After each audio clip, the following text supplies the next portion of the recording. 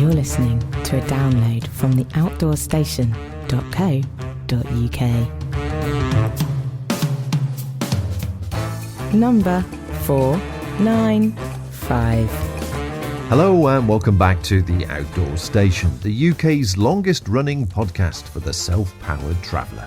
I'm Bob Cartwright, your host, and if you've been listening to past podcasts, and I do hope you have, you will have heard my little promo to sign up for our newsletter every now and then.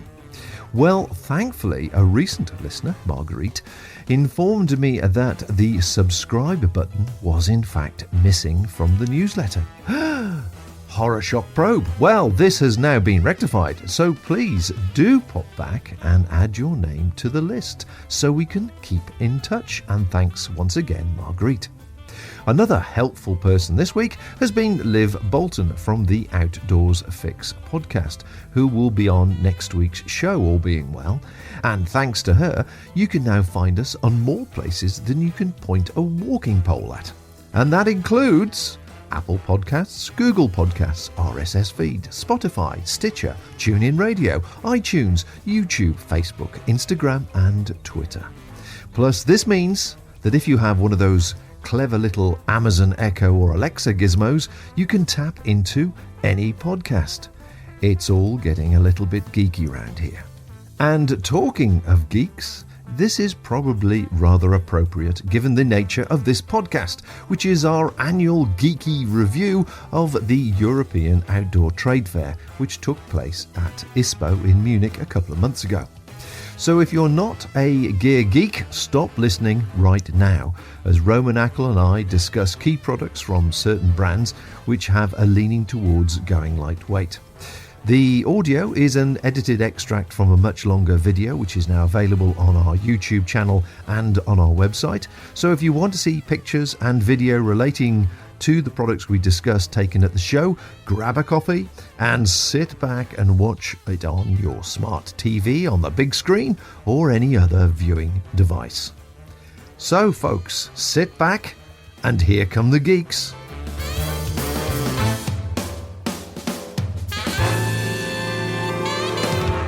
Hello and good evening and welcome to the Outdoor Station, and tonight we're chatting with our European correspondent Roman Ackl, based over in Munich, following his visit to the Summer Outdoor Trade Fair at Ispo. Roman has always been very keen to check out any of the new inspiring products, or in particular lightweight hiking products, but products in general that may be of interest to all outdoors people. So we're going to join Roman to find out exactly what impression the fair left on him this year. Hi, good evening, Bob. So you had an interesting experience this year, obviously visiting Ispo for the first time for the Outdoors Fair. What was your actual impression of it? Well, quite a lot changed, but a lot of the things also stayed the same. I mean, Ispo obviously is in Munich, and which is quite a difference to the fair, which previously took fair for 25 years at Friedrichshafen. So there was a lot of uncertainty last year in Friedrichshafen, and people were looking forward to how it's like in Munich. So if you look at the general setup of the halls, that kind of remains the same. You have Scandinavian village and different areas for footwear and for tents and so on. That is very similar. But within the halls, a lot of that moved inside, which was outside in Friedrichshafen. So they had an indoor pool where they did some stuff, showing activities. They also had a beer garden. Of course, you need to have that if you are in Munich, where people could eat and drink. And then they had food trucks in the halls. Where you could eat and grab some snacks. Also, in each and every hall there were some shows where they showed fashion. One of the differences was, you see here one of the booths from Mammut, which had a gigantic booth in Friedrichshafen. The booths were much smaller in Munich, also for the big brands. So that is a change.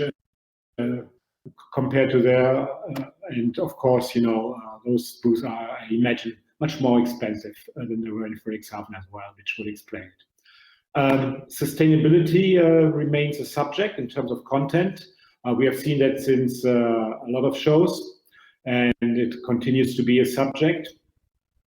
Interestingly, in the previous years, lightweight was always on the forefront, and obviously my main aim was to go there, look around and see, what I could find in terms of lightweight equipment.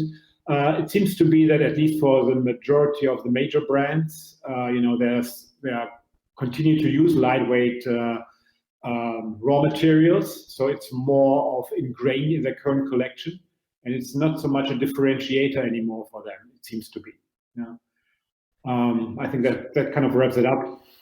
Okay, I mean that's fairly interesting. So really, they're continuing following the lightweight as an approach to things, but it's veering off and going much more on the sustainability side now, which is obviously the natural and way to progress things. Certainly. Mm-hmm. Obviously, you want to talk about the big three. So, what were your major impressions, and what sort of caught your eye? Well, I think the first one which caught my eye was the new Anaris tent from Hilleberg. First tent from Hilleberg that sets up with tracking poles. They haven't had that before. It's a 2-person tent, 1.4 kilograms pack weight. It's in a classic A-frame construction, so really back to the roots. I found it interesting, that after a lot of years where they only produced bomber expedition-like type of tents, in the previous years they kind of embraced the more lightweight ethos, and this is a new tent which will come out in April, May next year, which is another one in the same along the same theme, I would say. And what sort of money were we talking about? Did you get any prices for these products as you were going through them? No, they're kind of a bit tight-lipped in terms of the prices. They said they're not finally decided yet. But, Hilleberg is a top-notch manufacturer, top quality, so it would surely be on the upper end of the price scale. Yeah. But, it's as you see here, it's a solid double-wall tent, even though it's set up with tracking poles. And with 2 people, you have still some space inside for some gear, and they label it a 3-person tent. But honestly, knowing Hilleberg, I would also not be afraid to use it in autumn or late spring. Moving on, I see we've also got some new seamless or unsewn seams from Vaude. Is that correct? Yeah, that's correct. They came up with a new tent. It's called the Lizard Seamless. Shown here is a 2 to 3-person tent. They also released a 1 to 2-person tent. As you see, this is kind of a more of an a Hilleberg Ecto style tent in terms of the construction. So a well-proven design. What is interesting here is, beside that is very sustainable in terms of the raw materials, where Vaude is really kind of leading. The seams are not sewn anymore and taped; they're actually welded. So it's going to be interesting, if that really withstands the day-to-day usage. Another one which caught my eyes actually was it's not a new tent, but one I could really see in the flesh on the show. It's from Big Agnes. It's a Tiger Wall carbon. So they used a fly sheet made out of DCF, Dyneema composite fabrics, formerly known as Cuban fiber.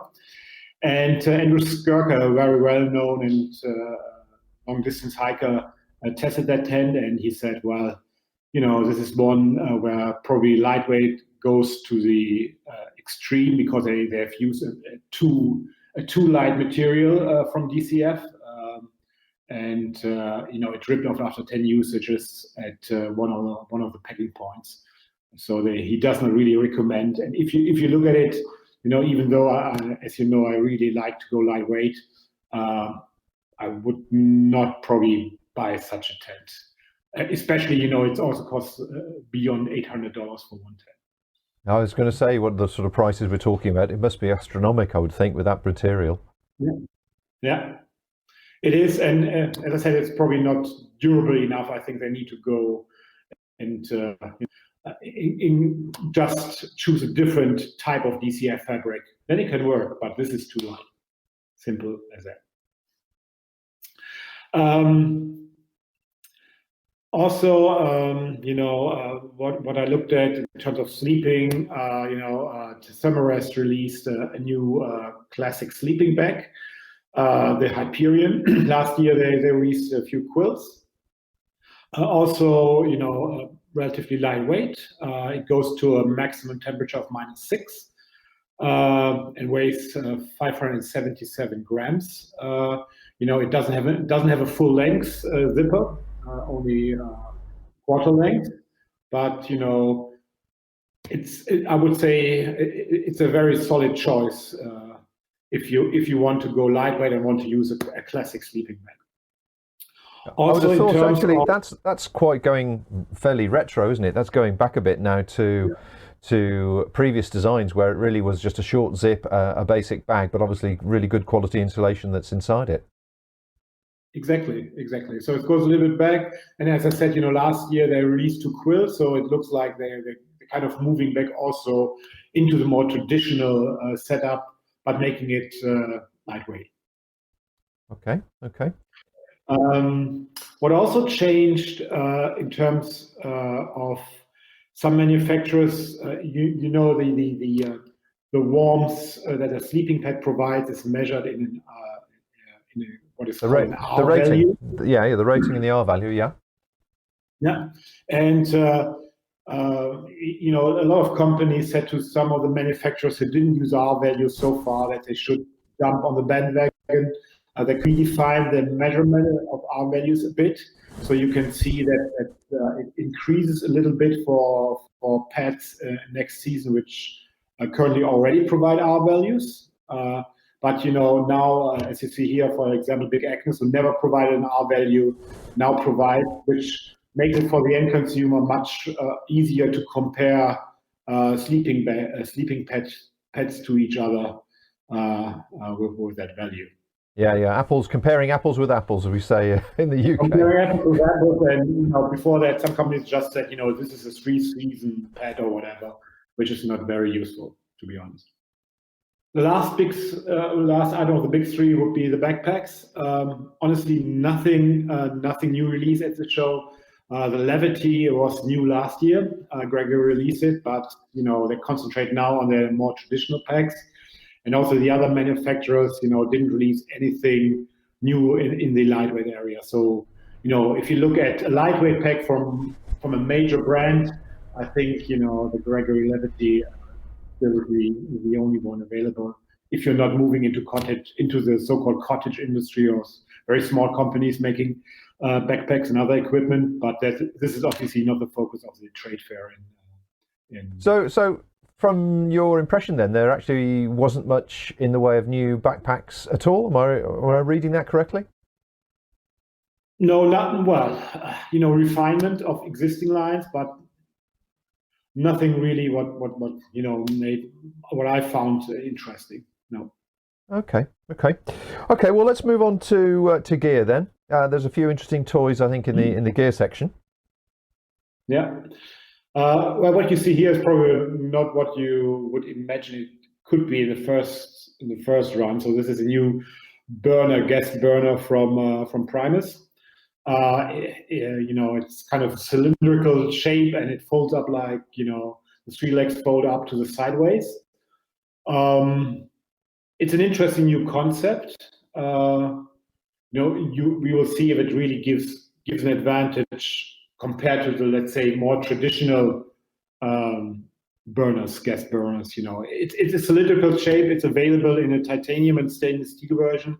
This titanium version weighs 89 grams, which is okay, I would say. Probably not super light for titanium. We will see, if the pots really stand safe on those 3 legs or not. So was it particularly packable? Was it a very packable sort of size? It's packable in terms of, this is kind of a tube shape once it's folded together. So it's not as, usually they're a little bit more bulky. It's long and like a tube if you put the legs together. So and is it obviously, proof. So is it likely to fit inside a standard 750 or 900 pot? 750. Yes, maybe. You need to check it because obviously, this is longer with the legs, raising above the surface of the actual burner head and not kind of, sticking out sideways, what you would normally see in a normal setup.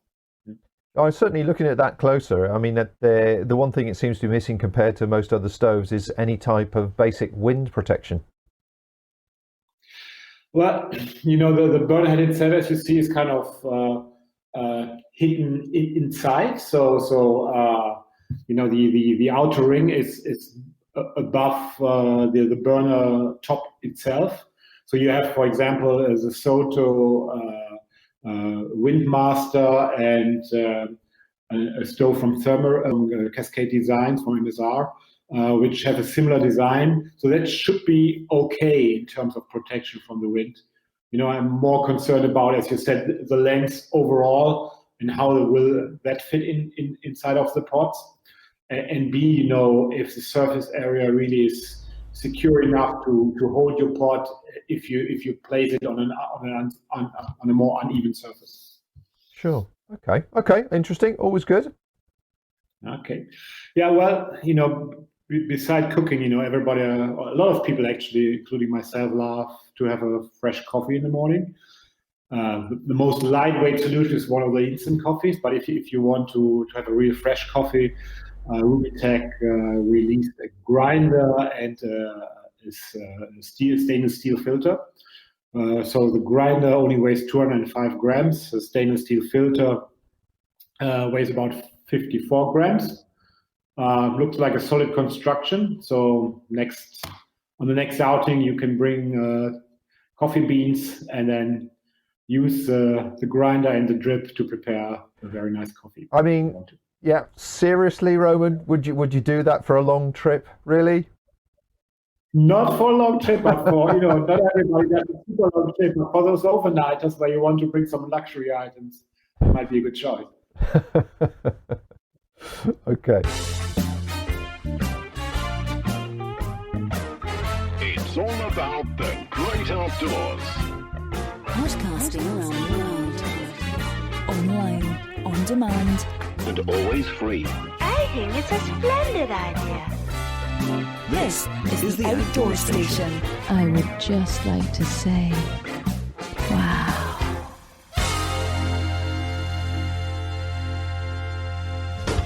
Footwear. The footwear looked interesting. Footwear. Yeah, footwear. I think Arc'teryx entered the market with their own footwear line. Quite unique design back then. They kind of, obviously continue. This is a new Northern 2 or Northern LD2 shoe that will release next year. It comes in different colors, and it's full mesh, so you don't have the Gore-Tex lining, and it's 520 grams per pair in a size 43, I think. So that should be a good, let's say, trail shoe if you don't do a lot of rock scrambling or wet grass, because the profile is obviously there. You could see that. But it's not super thick, super thick lugs. So I was going to say, what's the grip like on the bottom? Because it's got vibrant soles, which are obviously good quality soles, but it didn't look to be particularly aggressive. No, not aggressive enough, I would say. It's more like for trails, gravel. But if you encounter, let's say, wet grass or something like that, I'm not sure if it would be sticky enough, to be honest. Okay. But I see, obviously, there's something on the La Sportiva which took your eye. Yeah, well, At least I've seen it the first time that they kind of borrowed from technology which you usually see in cycling shoes.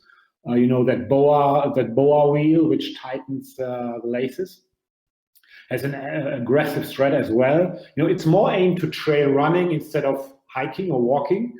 But it was super light. 360 gram per pair.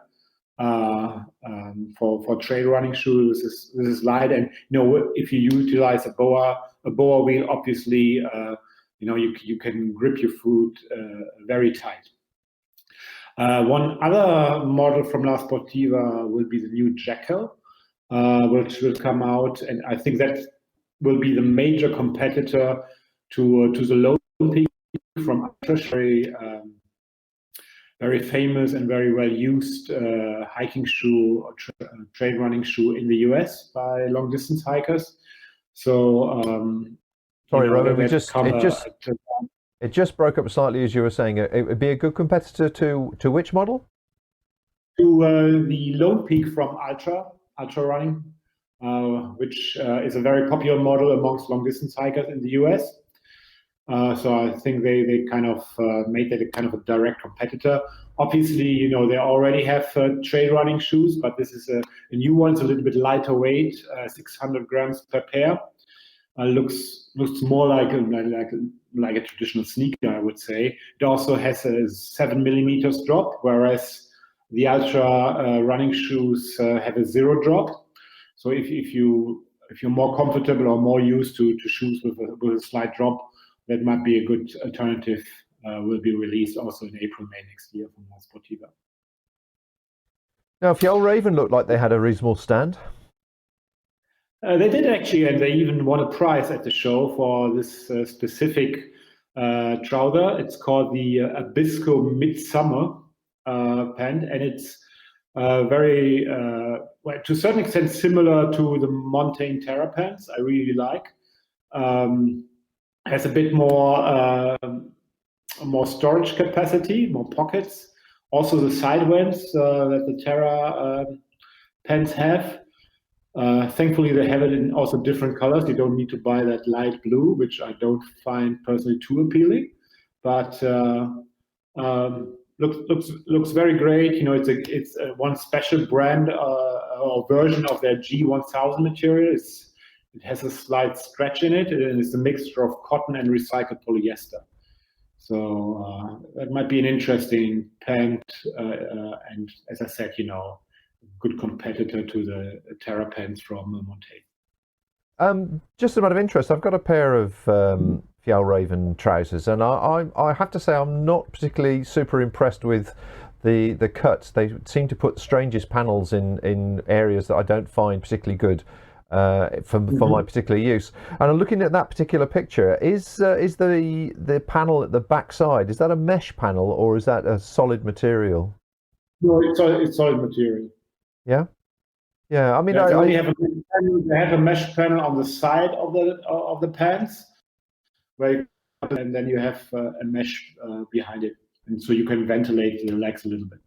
So are you a fan of Fjällräven? Do you think it's I mean, I've always found them to be quite heavy duty clothing for their environment, and certainly they certainly seem to be taking the UK by storm at the moment. The Fjällräven seems to be everywhere. But I was just curious to know if you're a fan of the brand. As you say, they have a heritage for quite durable, long-lasting. The classic G1000. It's a cotton which is waxed. And you can again apply the wax, with an iron, and very heavy duty, very not lightweight, but they have come some ways in the previous year. So I would say I would definitely, let's say, try it on, and if the fit works, they could be a valuable choice. And like last year, for example, they also introduced a tight as a hiking pant, which is looking quite unusual, but makes sense for some. So what I want to say is they're kind of moving away from their classical heritage which continues to be, let's say, the majority of the program, but they invest into new items as well. Sure. Now, I think this is Montaigne, am I correct? Yep, correct. That's they call it the unisex podium. It's a pull-on and also a pant, lightweight as well. Claims to be waterproof and breathable, of course. They have their own material. It's called Aqua Pro Light, and the pant itself comes in at 100 grams in size M. So would you say that this is their wind shirt material has always been Pertex of the various types of Pertex you can get? So do you get the feeling that these particular products are take over from their traditional wind shirts and wind pants? I would say yes, at least over the mid run, they could take it over, because that's, as I said, this is their own material. They brand and label. So sort of equally breathable and wind resistant, obviously, as Pertex, because that's what everybody's going to compare it to. Yeah, correct. Okay. Equally, I think it's 15,000 hydrostatic heat, so that should be pretty waterproof. But let's see, there are a lot of brands and fabrics that claim to be waterproof and breathable, but we will see how it turns out in reality.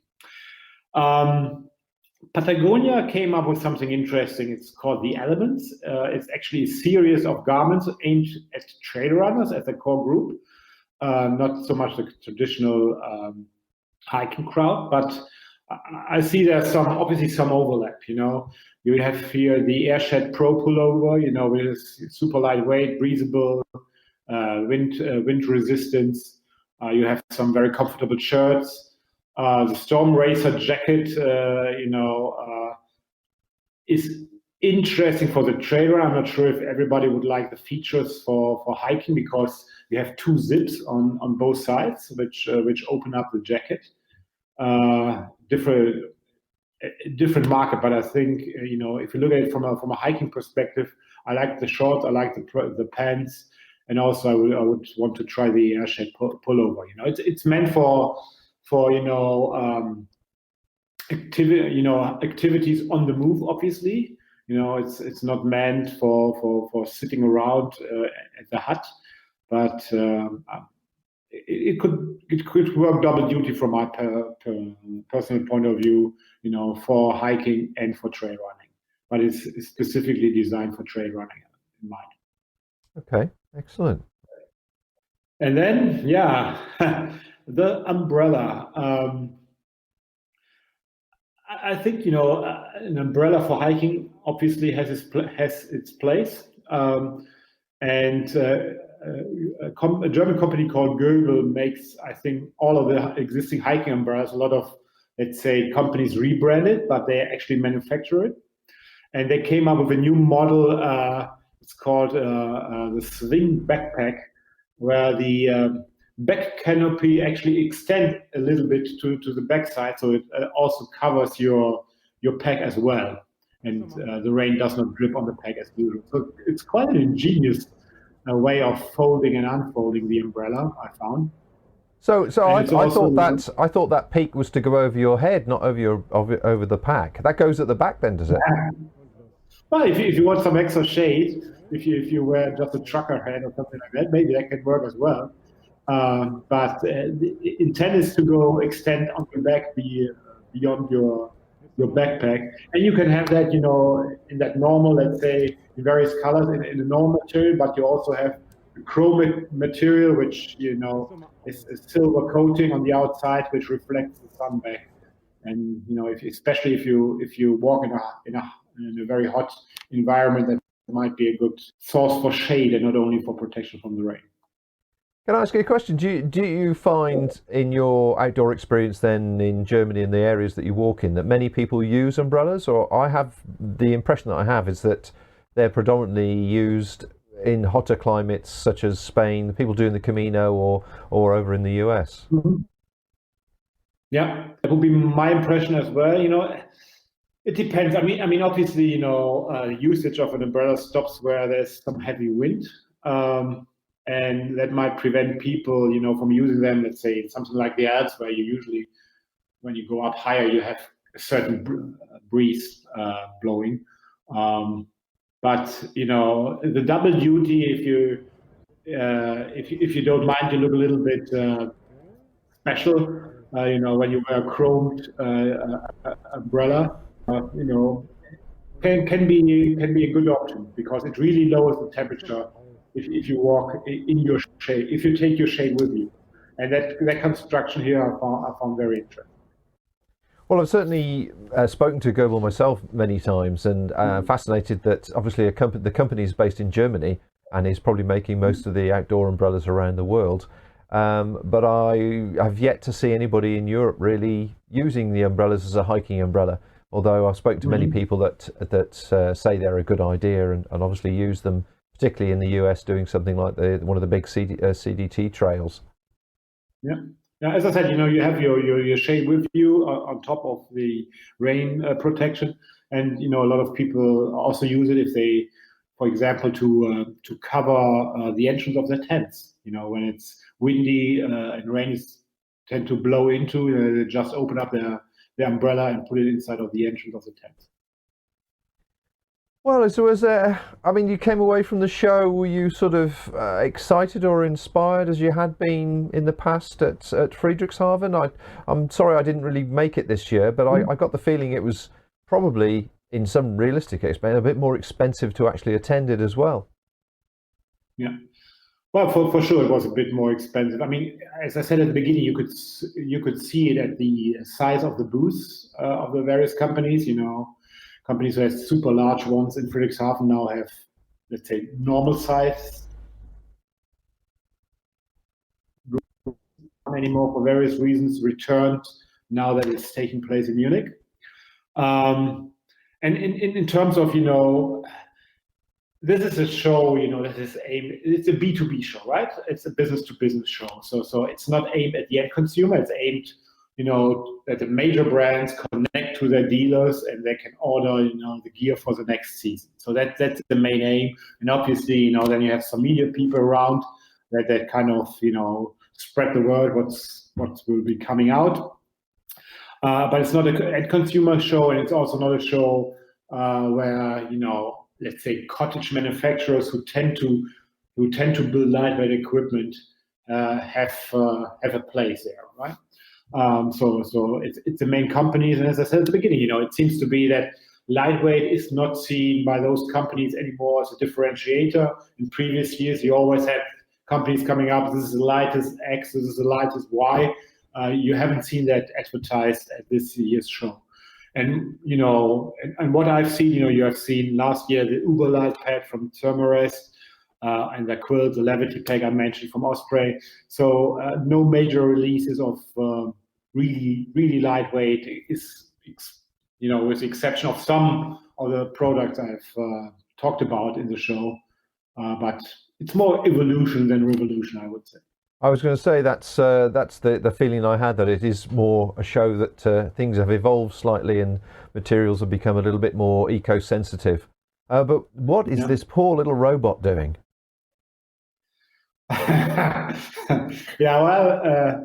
The aim of the robot was actually to help you finding your way. You have that iPad type of or tablet kind of thing which you could press, and then that robot would awake, and you can ask the robot, whatever booth you want to visit, and it would show the directions. Not sure if that is the future of the industry. Hopefully not. But it's interesting because there's always that discussion. Is such a fair, nowadays the right ground for connecting people and demonstrating the new equipment? Because what major brands tend to do now is, they reach out directly, and then they have their own little fairs, where they can then present their new gear to the dealers that lists them, and then they order it directly. So from that angle, they don't need the show anymore. The question is, is that networking aspect interesting enough for companies to visit, right? Well, certainly technology is is moving forward now, and obviously we're using technology to discuss the subject and share it across the world with people. I'm sure the brands themselves will grasp the idea that it's probably cheaper to employ this type of technology, for example, to shed the story amongst their dealers and so on. Yeah, this is one thing, and you have two on top. You have two major trade shows. You have obviously this one here. This is aimed for the European market. And then you have one, it's called the outdoor retailer show in the USA. And that took place I think 2 weeks before, or even 1 week before this fair started. So all the major brands with a footprint, in the US, which tend to be a lot, release their new items at the OR show in Denver. So this was not news then anymore for Europe. So we will see. Do we need two shows? Maybe not. Maybe one show is enough. I don't know.